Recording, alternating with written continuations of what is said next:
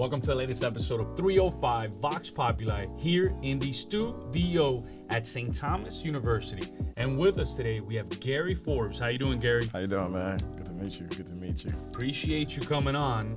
So to break the ice, and for us, it's so important because we get a glimpse of you, is to your why. When was that day that you realized that basketball was your ticket, that basketball was going to open up doors for you in your life? When did that happen? I think it was around like 4 or 5 years old. My father built us a basketball hoop from his bare hands. He was a welder on the Panama Canal, and he built us a hoop just as bare hands, regulation size hoop. And I remember just playing in the living room and the bedroom all day, just bouncing the ball in. You know, I just fell in love with the game, and obviously after watching Michael Jordan, basically make the game look like art. You know, I fell in love with it. I fell in love with the grind, the swish of the net, the squeaking of the basketball sneakers, and all that thing. All that together just made me fall in love with the game of basketball. Wait, how cool is that your dad was a welder on the Panama Canal and built himself your first basketball hoop, right, that led to you getting a D1 scholarship? Correct. Right. So talk to us about that process, that Division I process, and your family's perspective into all of that, because I'm sure you got offers everywhere. Yeah, everywhere. Well, I mean, I was born in Panama, so I was born in Panama. I moved over here when I was 4 years old. So when I moved over here, my parents had the typical dreams: go to college, get a good job, and things like that. And I remember when I was in high school, playing all over the country, trying to become one of the best basketball players in the country. My mother was just totally focused on schoolwork, totally focused on getting good grades. And I think it was around my end of my freshman year, sophomore year, where I started getting letters from these colleges, and she started to realize that, they were paying, giving away a scholarship for $50,000 a year. So she was more inclined to let me really pursue my passion and pursue my dreams. And, I became so dedicated to it, where it's all I thought about, all I dreamt about, all I focused on. And I remember I wrote it down a couple of times. I wrote it down in my third grade class that, I wanted to be an NBA player. Other students were in there with the typical thing: firefighter, police officer, doctor. And I remember Miss Walcott, she told me to be realistic. And, I thought about it, and, I've always been, I guess, I go against whatever the majority says. So, that teacher made me feel like, all right, this is, your doubt, and it's not my doubt, and I'm going to keep going on to that. And I remember when I was in college, same kind of thing. I wrote it down that this was my dream. It's almost like a spell. You're writing down a spell, and the universe is going to give it back to you. It's almost, you put in that effort, you put in that desire, you put in that work with no doubt in there. It's almost like an easy math equation. It's going to get back to you. That's phenomenal. So from playing Division I basketball, really starting again, your pops making your first basket, which I think is so special. Playing D1. Talk to us about that first day, lacing it up on an NBA. Do you remember that day? Like, where was it at? What was your first NBA game? What arena? Where were you at, if you recall? We played at home against the Utah Jazz. It was our first game at home. That was my initiation, I guess, into the league. It was a good game. I played pretty good. Didn't play a lot of minutes, but being a rookie on a veteran team with guys like Carmelo Anthony and Chauncey Billups, Al Harrington, and those guys, Kenya Martin. So I had to work my way into the rotation and show that I was able and trustworthy enough to be on the court. Man, but that's amazing. Lacing it up with Melo and lacing it up with Kenya Martin. I mean, guys that really, I'm sure, mentored you, helped you along the way. But there's a really fantastic story that I think needs to be told more about Gary Forbs. Is you were born with type 1 diabetes? No, when you were 19 years old. Yeah, when I was 19 years old. My father was diagnosed with type 1 diabetes. My grandfather passed away from it.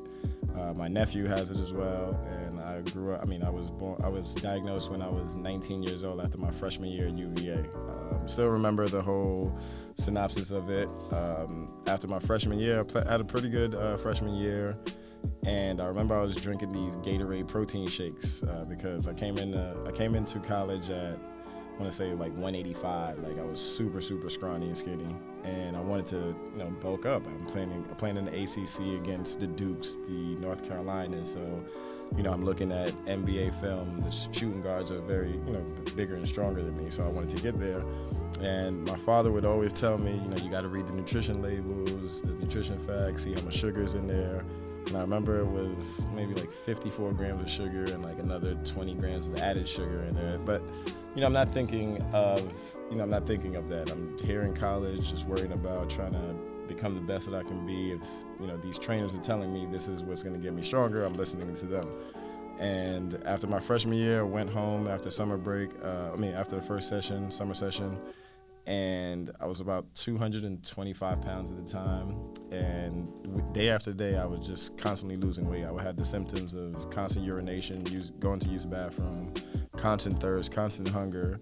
And at the end of like the 8-9 days, I had to call the school doctor because I was like 195 pounds. So I lost all that weight in a week that I've, built up and worked on throughout the year. And I remember the doctor coming in the office, shut down the shades, and he was like, I think you need to focus on, school, and maybe basketball isn't in your story. And I've always been I guess a black sheep, or go against whatever anyone says.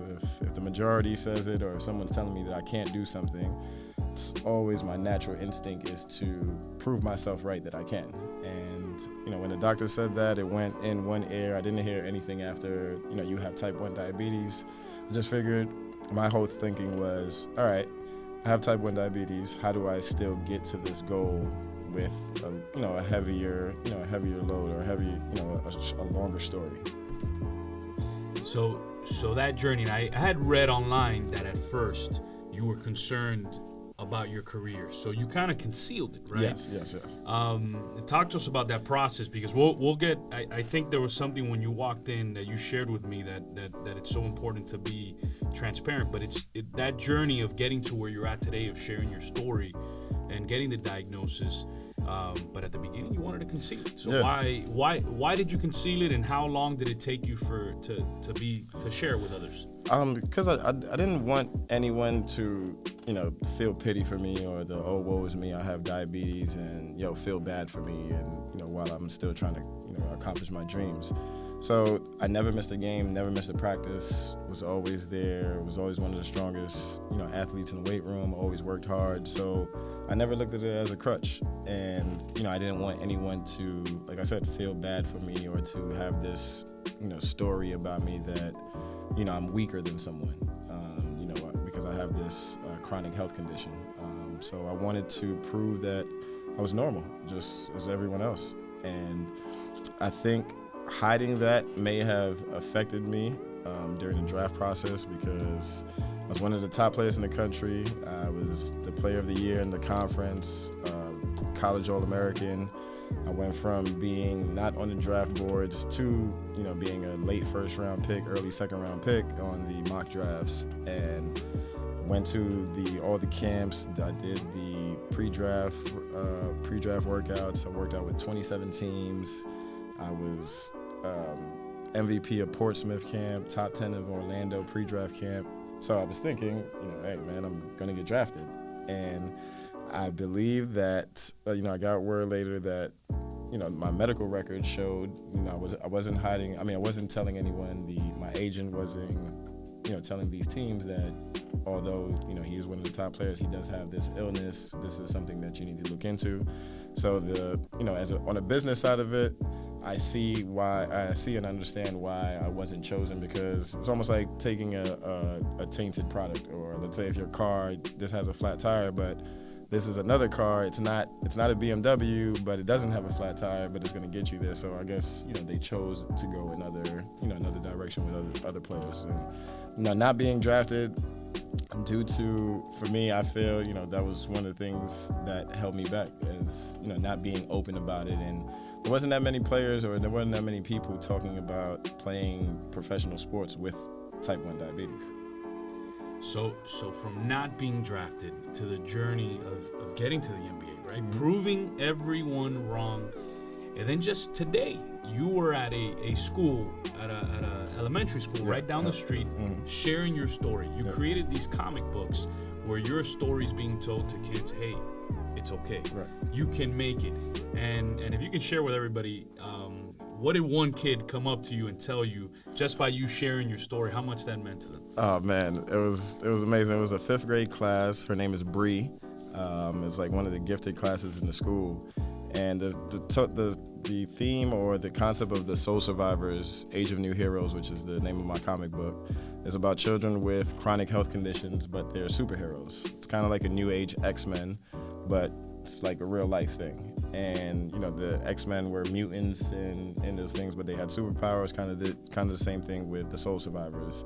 Although they have these chronic health conditions, they use it as their springboards. It's not their, it's not a crutch. It's not something that deters them from, pursuing, their goals and things like that.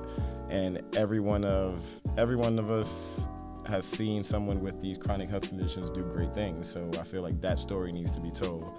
And Bree came up to me after I did my presentation, and she said that, I've been diagnosed with ADHD, and I want to really thank you for writing this book, because some of the doctors may think I have autism, but don't tell anyone, but I really want to thank you for writing this book. It really makes me feel good.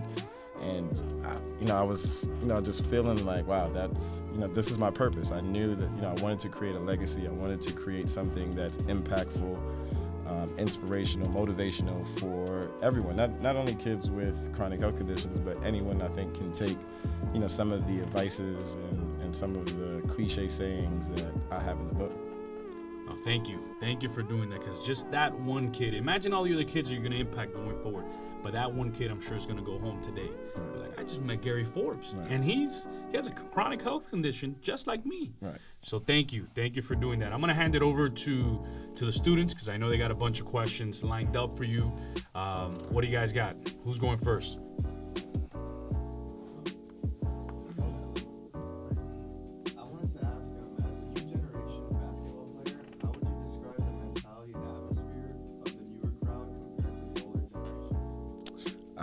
Well, the newer generation, I think, there's a lot going on now, especially like with social media. There's a lot of marketing and name, image, and likeness kind of things going on. So I feel like most of their time is creating their brand. It's more about building brands now, more so than the actual sport. I think it's helped the sport and spread the likeness of the sport, spread the image of the sport and what they do. But I feel like some of it is taken away because a lot of these players are just worrying about branding and their themselves.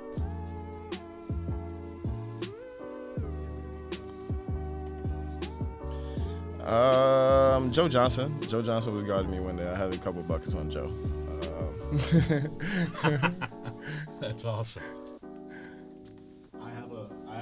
It's gonna be a very Miami question. Okay. All right. So obviously you're Panamanian. Yep. And just like me being Cuban, like baseball's king type of thing, right? Yes. What was it like growing up with your family, asking or telling them what your aspirations and dreams are playing basketball? Just overall, even in Panama, I would think even until today, it's not really. It's probably more common now. Yeah. Now it's gotten a lot more common, but back then it was all about soccer, football. So that was my main sport. I was running around 3-4 years old in the street, playing soccer all day. I wanted to become a soccer player, and when I got over here, I started watching the NBA games, and I fell in love with how Michael Jordan, just moved on the court and the things he did, and how electrifying and just jumping in the air and the fanatics and the cheering of the 30,000 fans and things like that. I mean, now I didn't know that soccer is just as exciting, and people love it. But growing up, it wasn't much about the NBA. There's only been 3 Panamanians in the NBA. Myself, Ronaldo Bachman, and what's my other guy's name? I forget my other guy's name. He's gonna be mad at me. What was your original question? What was your family's? You know how you say your heroes, like let's be more realistic. Right. Did you get that same approach in your households? What's crazy is I feel like this story kind of elevated me or propelled me to really go after my goals. I remember I was coming home, I think it was my sophomore year in high school, and I was getting C's and B minuses and things like that. I was good in school, it just something just never grabbed my attention where I wanted to just think about school all day. I knew I wanted to become a basketball player, and for my parents, C's weren't passing. C's were just satisfactory, so my mom's wasn't, she wasn't with that. She wanted me to have A's and B's. And I remember my father coming in and he said, you need to pick up a trade because, getting a scholarship or going to the NBA isn't going to happen. You need to, figure out and get a job, get something that's going to be safe and, pay you for all these years. And I understood for him, it was him being a parent and trying to protect me and, think about something that's going to be long-term. Let's say I'll be a lawyer or a doctor, I could get a pension and things like that. The dream of playing in the NBA, that's that 0.2% of the people that, make it in the world. So I think that was the day that kind of, pushed me, threw more wood to the fire and really, made me go after it. Not that my father was against me, I just wanted to prove that dreams do come true. Just to give you the rundown of 3. Ruben Garces. There you go, Ruben Garces. Before you even said it, my bad, Rube. Forbes yourself and Rolando Black. Yes, those are 3. And you can't even do a starting lineup with the guys. Oh man, that's crazy. So you mentioned how you created a comic book. Right. So as a person who creates comic books, what are some of the stories and characters that inspired you to make a comic book? Oh, that's a good one. When I was thinking about creating the Soul Survivors series, I was thinking about, what heroes that I was watching growing up that, made me feel good or inspired me. And RoboCop was one of the themes. Always watch RoboCop. He-Man and Conan were 2 of the comic series I grew up. But the story's kind of like a real life X-Men, so it's that kind of story. They're fighting. It's actually a mix between X-Men, Power Rangers, and I don't know if you guys remember Captain Planet. So the Earth, Wind, Water, Fire, those kind of guys. So it's kind of the same theme, but more realistic in a sense where we have air pollution, water pollution, like world hunger in these different galaxies, but these characters not only are trying to find the cures for their conditions and trying to manage it in their best ways, also trying to hone their superpowers, but also save the galaxy.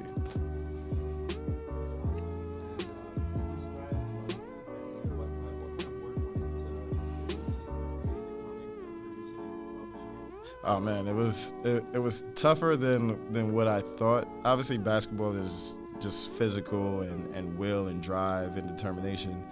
It's kind of the same thing with creating a comic series. Just hours and hours of my imagination going out and just constant changes to the storyline, creating the characters and creating their story. And it was a lot difficult than I thought, having to go get a self-publisher and create the illustrations for each of the chapters and create a storyline, create a pitch deck. I remember when I first created the story, I just wrote 10 chapters alone by itself. I had sketches of the characters, nothing that what I have now.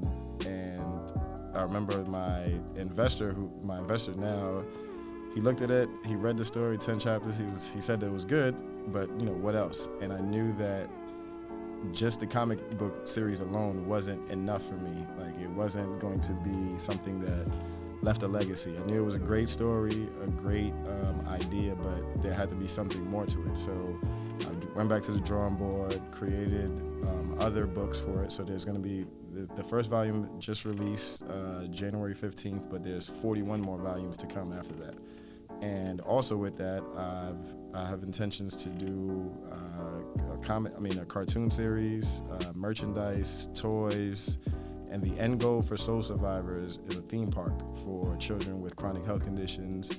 You know, to make them have feel a space, or to have a space that makes them feel safe. I'm kind of a hybrid. I was able to go to Six Flags and Dorney Park as a kid. And, you know, I was diagnosed with diabetes at 19, but I can't imagine a parent who has a 6-year-old autistic kid, or, you know, a kid with cancer who can't go to, you know, these parks. Yeah, they have the Make-A-Wish Make-A-Wish thing, but that's for 1 or 2 kids. You know, they promote it on television, but, you know, what about, you know, the mom in Arizona somewhere, Sedona, Arizona, who can't, you know, get there, things like that. So I want to create, the intention is to create a theme park for them, or for us. It's amazing. Any other questions you guys got for? And one of so I created this quote that I live by. I didn't even know that I was living by it when I was a little kid, but it was always something that I thought about, and it's in my book, and it's something that I, you know, live with and I say every day. And it goes, doubt your doubts before you doubt your faith. So, you know, you have a goal in mind, you have a mission. You know, what's the point of putting a doubt into it that doesn't add up to what you're trying to get to anyway? So might as well, you know, the whole saying, plan B is to make plan A work. It's kind of the same thing. You know, doubt your doubts before you doubt your faith. It's no point of, you know, my dream was to be an NBA player. Yeah, my mother may have wanted me to be a lawyer, or maybe my dad told me to pick up a trade, or maybe the teacher said be more realistic. If I would have let those doubts into my head, you know, Gary Forbs doesn't become a basketball player. And even with the same thing now with becoming an author, I wrote it down that I want to be a New York Times bestseller, and I'm going to be a New York Times bestseller. I told all my friends, you know, I did it before. You know, I just have to tap into the same frequency. I've done it. I've accomplished my dreams. I've manifested that before. So it's kind of the same thing. I just have to put in the 10,000 hours and do it again. That's powerful.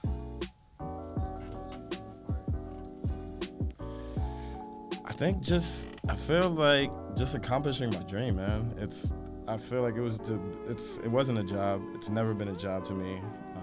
You know, waking up early at 4 a.m. to run sprints or lift weights. You know, other players may have hated it or disliked it, or, you know, complained about it. I always go by another saying, you know, all work is easy work. It's just work. You know, at the end of the day, and I feel that me being so culturally diverse, I've been to so many places, I've been to so many countries, and I'm, you know, from, you know, not one of the richest countries in the world, so I've seen, you know, the struggle a little bit. So, you know, me running sprints or lifting weights or going to 3 practices a day, you know, that's not really that difficult for me, especially when I enjoy it and it brings me, you know, joy and peace. Kind of goes with what you're saying right now. The question I'm going to ask. To sum up what you said, you got the opportunity to work out at Fort Lauderdale. Yep. And you were blessed with Right, that. exactly. You know what I mean? Exactly. And another opportunity that you were blessed with in your life was to put Panama across your chest. Talk about that. That was such an amazing experience and joyful experience to, like, represent your country. And I remember my cousins and my uncles and everything. Every time every Denver Nuggets game or every Toronto Raptors game, they would always show it at a bar in Panama. And, you know, when I went back home, you know, after a couple of years to play for the national team, you know, I was welcomed with open arms. I'm not super fluent in Spanish. I understand when my mother speaks to me, but I'm not, you know, good at speaking Spanish. And I remember when I went there, and, you know, people were just showing me so much love, especially when I went back to my city of Cologne.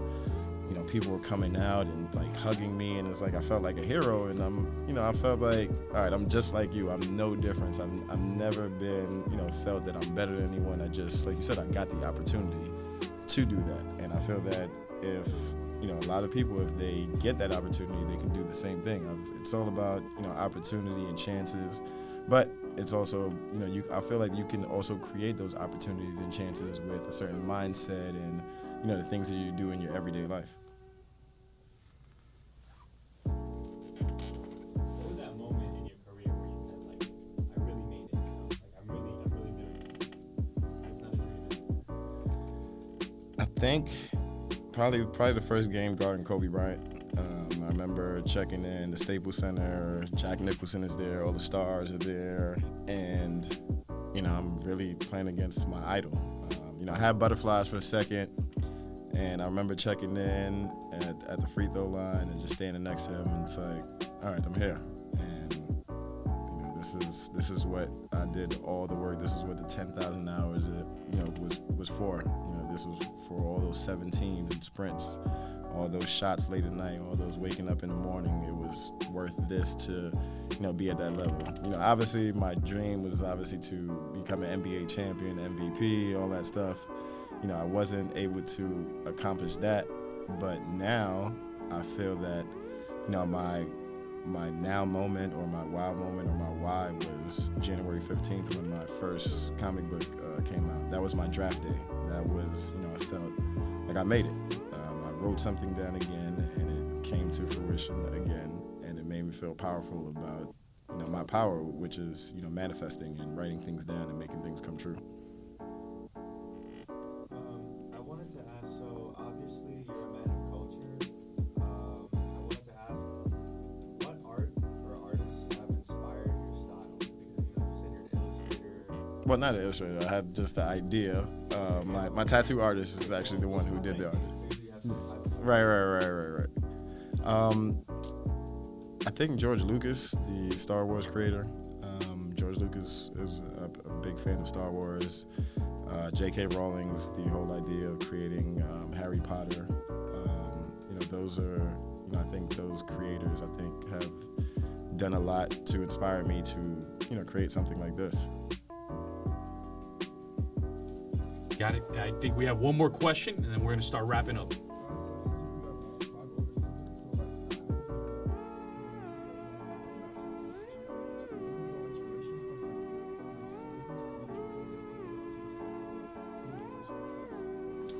One of my older brothers, he was, my biggest inspiration. He took me to the park. He's the one who taught me how to play basketball, Anthony Forbs.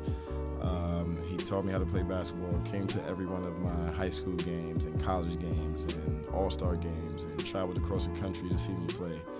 He's always been my biggest supporter, my biggest critic, my best friend, playing, while I was playing basketball, always looked for him for inspiration. Even though he never made it, I always looked at him, because we created that dream together. I remember going to 258 Park and him teaching me how to, do a layup. And, ever since then, it was just me and basketball. Thank you guys for those great questions. Gary, anything you got for me? We kind of flip it around. You get to ask me a couple questions. If you got anything you want to throw this way. Like this is my first live podcast that I've been on, and just the questions and the style I've really enjoyed this this interview. How is it actually being in your position? Like, what have you done, or was this a dream or something along that way to become who you are today? Doing the podcast? No, doing just being mayor. Yeah, just being mayor. Man, it was. I originally wanted to be a marine biologist. Okay. That got nixed. I get seasick really easily, so we realized. I'm actually afraid I can't swim. So Got it. I gotta learn how to swim. Got it. So yeah, we won't get on a boat together because I'll be seasick and we'll be in trouble. But I love being mayor. Like today, I woke up when I was talking to Jaime yesterday, and just having the opportunity to meet you. For example, what I learned from you today, talking about the 10,000 hours, right? You kept mentioning that, but that's something that now is going to be stuck with me going forward. Talking about the manifestation, how you write things down. So as mayor, I do a lot of cool things, but this is something I look forward to, just the questions, the thought process. Meeting you, inspired by you. When you came in and you told me the story about Bree, I was like, man, that's awesome that you get to make an impact on someone's life. But yeah, you in the same way. You in the same way because you do things obviously at a higher level in the government for, people to feel safe, comfortable in their, society and community. No, you got that right. And we work hard, but God is good, and the manifestation. I'll give you an example with Lewis and Albert and Ariel. When we first met, we were talking about, hey, let's sit down, let's do a podcast. The first podcast was with 4 high school students on a cell phone. Right? This is 2 years ago. And little by little, dudes got involved. The school was like, wait a second, there's something special here. They converted it into a broadcast academy at a local high school. They have 90 students, about 3 or 4 teachers, and their school games are now broadcast like ESPN style, just from that conversation. And then Lewis, who's incredibly hardworking, he gets an offer. He was running around with the Harlem Globetrotters all over the world to run the communications department at St. Thomas. It was great synergy. We're like, why? He tells me one day, what do you think about bringing the podcast to St. Thomas and turning it into a class? And it's kind of like you create that, you put that energy out, and the harder you work, the luckier you get, right? So I think Pitbull said that once, but this is awesome. So now it's a real college class. You got high school students learning, listening in, hearing how in-depth these questions are from these college students. The college students learning from you. So I think the sky's the limit. I don't know what's next. Maybe our own, our own university or something at some point. Our own superheroes, comic book. Yeah, you got that right. I know. You got that right. I go by saying there's one thing that I do know. You never know. Yeah, you never know. No, you're right. So maybe we can get a Manny superhero, like a hair growth. That's so messed up, man. That's so messed up. But Gary, I appreciate you. And in closing, if you can share some words of inspiration, motivation to those kids that are in your same shoes, right? Following in your footsteps, who might have a chronic illness that the doctor's telling them, is like, listen, it's not for you. But breaking through that mold, just some words of inspiration and motivation. And again, starting from those roots where to me, that's amazing, where your dad was a welder on the Panama Canal and built your first bucket into where you're at today. It's almost like storybook, right? 100%. Like, and I don't even think about it. All my friends and people, always like, yo, your story is so inspirational and powerful. And I've never felt better than someone. I always felt the same, and always, knew that everything in life, worth something, takes work. I go by a lot of cliche sayings, and I just believe in them because they work. So, I've seen it, firsthand that they work. If you think you can, you're right. If you think you can't, you're right. You decide. Like, it's as simple, simple as a decision. Doubt your doubts before you doubt your faith. Like, I go by these cliche sayings because they're easy to follow. It's just effort and just desire and will. And like you said, I feel like the universe always conspires to give you back what you give to them. Well, there you have it. The incredible story behind Gary Forbs. Be sure to tune in next Wednesday on YouTube, Facebook, Instagram, and Twitter.